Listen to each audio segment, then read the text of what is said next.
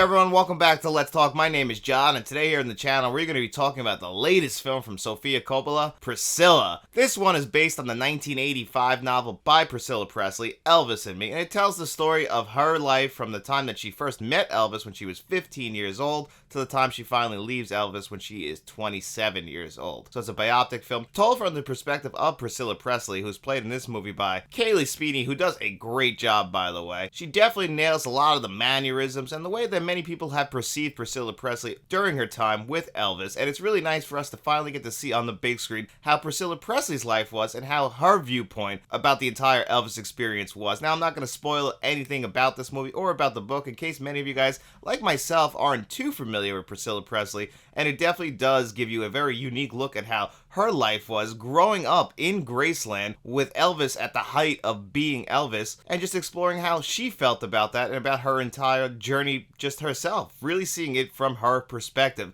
And this movie does feature Elvis, played by Jacob Elordi in this movie, who many people might recognize from Euphoria, and he is a good actor himself, and I was honestly blown away more by him than by Kaylee Speedy. Not because Kaylee Speedy did a bad job or anything, it's just I really had no expectations at all for Jacob Elordi. I had only read a few things about this movie going in. I expected Elvis to really be more of a background character, who shows up a little bit, but mainly we're telling the story from Priscilla's perspective, so I didn't expect too much of him in this movie, but he very much is the co-star of this film. So 2 years in a row, we got two great Elvis performance last year with Austin Butler's performance, and then this year with Jacob Elordi. Both give very different performances. I still think Austin Butler's performance in Baz Luhrmann's Elvis was a much better performance. I really think that Jacob Elordi brings something different to the table. We're seeing Elvis in this movie more in his private life. He's mostly just at Graceland. We don't even really bring up Elvis's professional career other than, seeing him on the phone, talking about the Colonel, who many people might remember from last year's Elvis film. But his professional life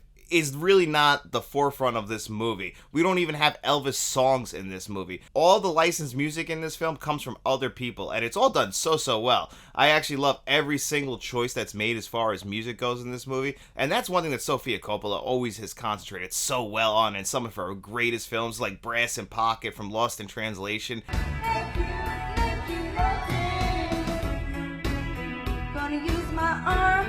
So, Sofia Coppola just really knows how to direct a movie, and this movie, it's great. It really is. It feels like a Sofia Coppola film. It feels like an A24 film. So, we set the camera down a lot, leave it alone, but then we also have a lot of great close-ups on, just items, whether it be like eyelashes or a stack of chips in a Las Vegas casino. We get all that in here. So it's just such a well-shot, well-made movie. I really have no complaints about the filmmaking in general, other than my biggest complaint about this movie, since we are going through Elvis and Priscilla's life all the way up to about 1970. A lot of the Elvis fans know out there that by the time we got to 1970, Elvis became very bloated, overweight, has a real serious drug addiction, which they do bring up in this movie, but very similar to Elvis, it's kind of in the background, we don't really talk too much about it, it's never brought up directly. It is going on, and we do know that Elvis becomes very bloated, overweight, and just kind of looks a mess. They don't ever show that in this movie. They show on screen him looking a mess, but then we cut right back to Jacob Elordi's character of Elvis, and it just looks like somebody cosplaying as Elvis. They don't ever put any weight on him.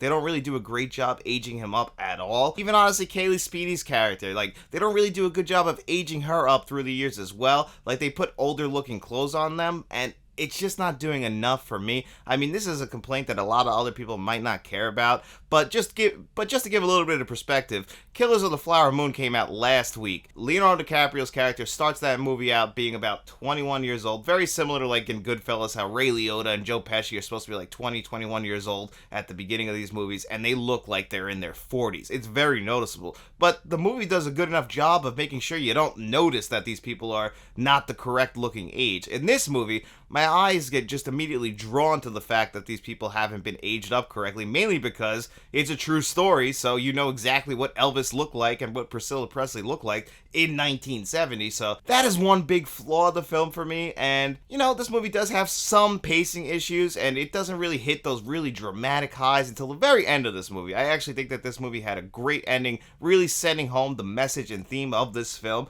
so I really do think that they landed it on a high note, but I still don't think that this is one of my favorite films of the year. I think it's enjoyable enough. I think it's a very well-made movie, you know, definitely hitting all the strides you can imagine in costume design and set design and just production value at its highest. And Sofia Coppola has always been good at this. Honestly, this is the movie that felt most like The Virgin Suicides, which I still think is one of her best films, but I just don't think it hits the dramatic highs of that movie. So it's still a great movie, definitely one of the best made films of the year, but for me, I still don't think it's one of the best films of 2023. I could see this getting nominated for Best Picture because it is Elvis and people love Elvis, but I don't think it necessarily deserves it. If one of the two lead actors got nominated for a Best Actor or Best Actress award, I think they would definitely deserve it. I can see Jacob Elordi getting nominated for Best Supporting Actor and actually being a pretty good front runner for the award because in Best Supporting Actor, you know, I don't think it's as crowded as a field as it is for Best Lead Actor, which he'll have no shot at winning. But overall, I do think that this is a good film, so if I was going to rate this on a score of 1 to 10, I would still give it a solid 8 out of 10. I can't knock it for how well it's made. I just wish that there was a little bit more attention to details, those small details that for some reason my eyes just always get drawn to, is how relevant it is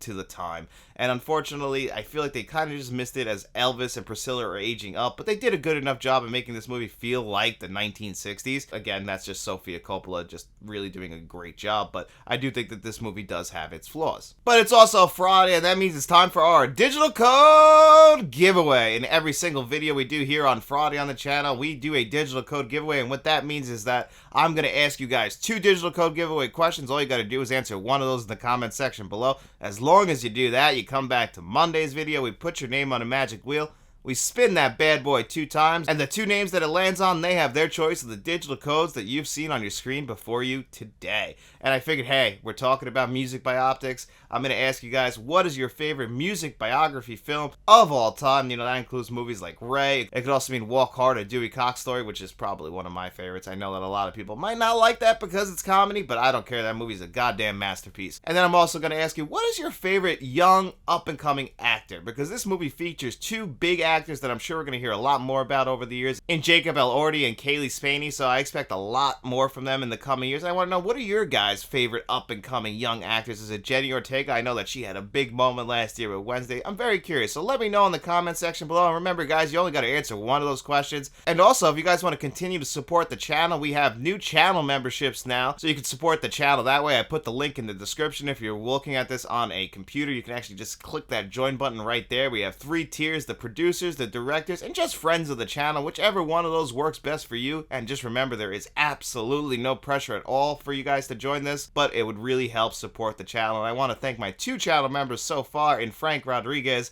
and Jason Martin. It definitely means the world to me, guys, that you help here, that you're helping to support the channel, help it keep growing. But if you guys can't help it through that way, don't you worry about it. There is no better way to support this channel than just you hitting that like button, hitting that subscribe button, than just getting out in those streets and telling your friends about us. Enjoy your weekend, guys.